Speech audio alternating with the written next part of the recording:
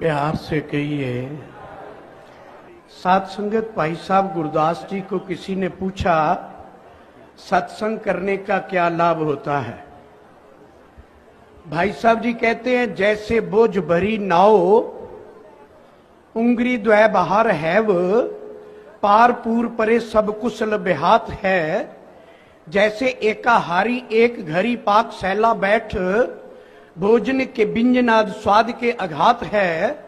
जैसे राजद्वार जाए करत जो हार जन एक घड़ी पाछे देश भोगता है खात है। 8 ही पहर 60 घड़ी में जो एक घड़ी संत समागम करे निज घर जात है। संतों का समागम करने से निज घर मिलता है, निजी घर, अपना घर। बाबा गुरु बचन सिंह पातशाह को किसी ने आकर कहा बाबा जी आप बड़ी बड़ी संगतों में जाया करो, छोटी छोटी संगतों में ना जाया करो। बाबा गुरु बचन सिंह जी कहने लगे भाई शीशा छोटा हो बड़ा हो अपना चेहरा तो नजर आ ही जाता है। क्या बात। साध संगत आरसी कर जानो। साध संगत एक आरसी शीशा।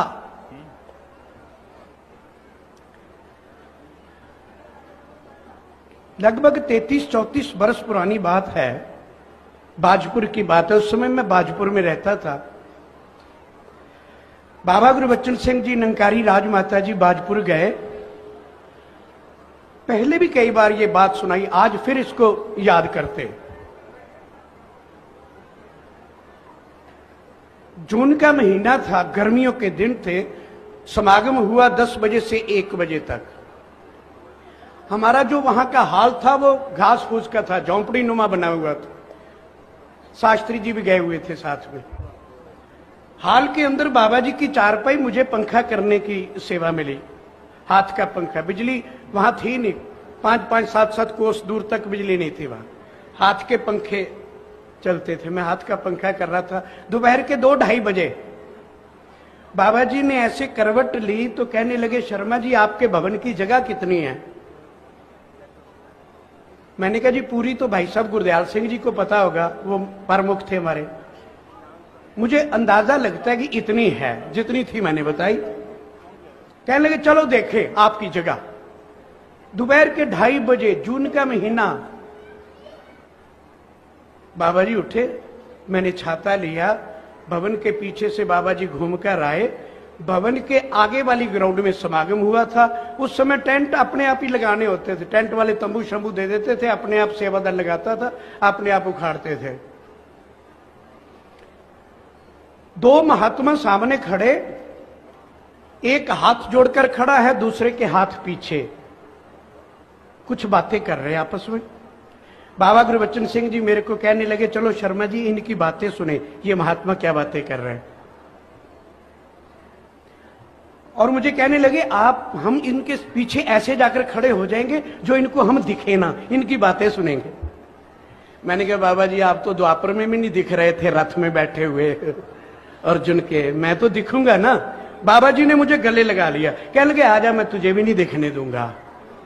इतनी दूर कॉलम होगा जितना ये 10-12 फुट। वो बातें कर रहे हैं। 1-2 मिनट घड़ी के लिहाज से जब बीते तो बाबा जी उन दोनों को बुलाया, गुरुमुखो इधर आओ, महापुरुषो इधर आओ। वो भागे भागे आए। बाबा जी धन्यकार धन्यकार, दोनों गिर पड़े पैरों में। जैसे हमारी परंपरा है, गुरु नजर आती सब कुछ भूल जाता है, सुध बुध विसर जाती है। धन्यकार बाबा जी। बाबा जी कहते धन्यकार तो हुई, लेकिन वो जो हाथ जोड़े खड़ा था उसको कहने लगे तू इस महात्मा से क्या मांग रहा था, हाथ जोड़कर क्या मांग रहा था। नहीं बाबा जी नहीं कोई बात नहीं। कहते कोई तो बात है, क्या मांग रहा था। मेरे को बाबा जी कहने लगे तू बता क्या मांग रहे थे। शर्मा जी बताओ आप क्या मांग। मैं क्या बाबा जी मुझे कोई पता नहीं, मैंने तो सुना ही नहीं। मैं तो फिर पूछा क्या मांग रहे थे आप। उसने हाथ जोड़ के कहा बाबा जी मैं माफी मांग रहा था इससे। तो इन्होंने दी नहीं ना। कहते कुछ नहीं बोले। कहते इनके पास माफी होगी नहीं इसलिए नहीं दी आपको, अगर माफी होती तो ये दे देते। साथ संगत बाबा जी अक्सर अपनी विचारों में, बाबा गुरबचन सिंह अक्सर अपनी विचारों में अवतार बानी की 2 पंक्तियां बोलते थे, सबर शांति ते समदृष्टि संत जना दा कहना। और बाबा जी अक्सर कहते थे ये गहने हमारे से छीन ना जाएं, ये गहनों की कहीं कड़ियां कमजोर ना हो जाएं, गिर ना जाएं हमारे हाथों से। जेवर बहुत कीमती होते हैं, ये कहीं छीन ना जाए हमारे हाथों से। सबर शांति ते समदृष्टि संत जना दा कहना है। संत जना दा वड्डा जेवर पाने अंदर रहना। पाना मर्जी को कहते हैं, रब की मर्जी, गुरु की मर्जी। पाने का अर्थ है मर्जी, तेरी रजा में सतगुर जीवन ये बीत जाए। यही सरोवर की बात, सरोवर पर सेवा चल रही। मैं भी बाजपुर से हर हफ्ते आ जाता था, कपड़े की मैं फेरी लगाता था, पूंजी थोड़ी थी, 200-250 की सेल होती थी, 10-12 रुपए किराया लगता था आने जाने का। हर हफ्ते आ जाता था दिल्ली से माल लेने के लिए। मैं आया, यहां सेवा चल रही थी। सबने कहा बाबा जी तो उधर गए हुए हैं सरोवर पे, राजमाता जी भी साथ में, बाबा जी भी इधर घूम रहे। चाचा प्रताप सिंह जी सेवा कर रहे हैं। मैं भी पास में आकर खड़ा हो गया। मुझे कहने लगे चाचा प्रताप सिंह जी सफेद कपड़ों पे कुछ नहीं होता बाबा, कपड़े उतार सेवा कर। मैं भी वहां टोकरी उठाने लग गया। एक बुजुर्ग आए, आकर चाचा प्रताप सिंह को कहने लगे, चाचा जी 3-4 दिन से कमर में बड़ी दर्द हो रही है, मेरी पीठ पर जरा हाथ रख दो, तू सेवा दल का कमांडर है। बुजुर्ग थे, 70-75 बरस के होंगे। मेरी कमर दर्द ठीक हो जाएगी। चाचा जी सेवा में लगे थे, कहते हाथ रखने से कुछ नहीं होगा, वहां जाकर मट्टी उठाओ, टोकरियां ढो टोकरियां। अब वो बुजुर्ग कहता है वचन आया है संत का, टोकरियां तो उठानी पड़ेंगी।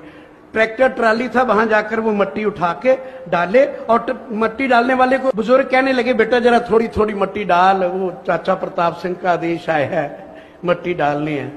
इतनी देर में देखा बाबा गुरबचन सिंह जी घूमते घूमते आ गए। उसी बुजुर्ग को आकर कहने लगे, बुजुर्गों 3-4 दिन से कमर में दर्द हो रही है। वो बुजुर्ग कहता बाबा जी मट्टी उठाओ, मट्टी आपकी भी कमर दर्द दूर हो जाएगी। बाबा गुरबचन सिंह जी टोकरी उठा रहे हैं, भगवान भगत के बस में होते आए। इतने बादशाह। एक बात बाबा जी की और, कपूरथले से बेगोआल एक गांव है 20-22 किलोमीटर। वहां के एक महात्मा बाबा गुरबचन सिंह जी के पास आ गए। कहते बाबा जी मेरे गांव वाले कहते हैं या निरंकारी बाबा को छोड़ दे या गांव छोड़ दे, क्या करूं? बाबा जी कहते तुम्हारा क्या प्रोग्राम है? सुदामा सिंह, उसका नाम सुदामा सिंह। क्या तेरा क्या प्रोग्राम है? कहते बाबा जी मैं आपको कैसे छोड़ सकता हूं गांव। बाबा जी कहते नहीं गांव तो उसी में ही रहना है तूने। कहते तेरे को छोड़ेंगे नहीं, तेरे को मार देंगे। बाबा गुरबचन सिंह जी उसको कहते आपने सुदामा सिंह मुगले आजम पिक्चर देखी है? उन दिनों में मुगले आजम पिक्चर थी। कहते हाँ बाबा जी देखी है। कहते उसमें ना वो क्या कहता है, वो सलीम, वो जो अकबर होता है उसको कहता है अनारकली को, अनारकली हम तुझे जिंदा नहीं रहने देंगे और सलीम तुझे मरने नहीं देगा। तो बाबा गुरबचन सिंह जी कहने लगे गांव वाले तुझे जिंदा नहीं रहने देंगे, मैं तेरे को मरने नहीं दूंगा। आज भी सुदामा सिंह 87 बरस का बैठा हुआ बेगवाल के बीच में। अभी मैं पिछले दिनों गया, मिलके आया। 3 लोक नवखंड में गुरु से बड़ा ना कोई, करता करे न कर सके गुरु करे सो होए। दया करो साथ संगत। कबीर गुरु को सर के ऊपर रखे, सर के ऊपर ये दिमागी है। भाई साहब गुरदयाल सिंह जी मेरे प्रमुख थे, उनको किसी ने आके कहा हमारी जो मुकद्दस किताब है वो ऊपर से उतरी है। दूसरे ने कहा हमारी भी ऊपर से उतरी। भाई साहब गुरदयाल सिंह जी कहने लगे हर किताब ऊपर से उतरती है। गीता यहां से उतरी, रामायण यहां से उतरी, कुरान यहां से उतरा, गुरु ग्रंथ साहब यहां से उतरा। सबसे ऊपर सारी तो है, सर के अंदर से ही तो उतरता है सब कुछ। 4 वेद 6 शास्त्र साधु के बोले हुए बोल।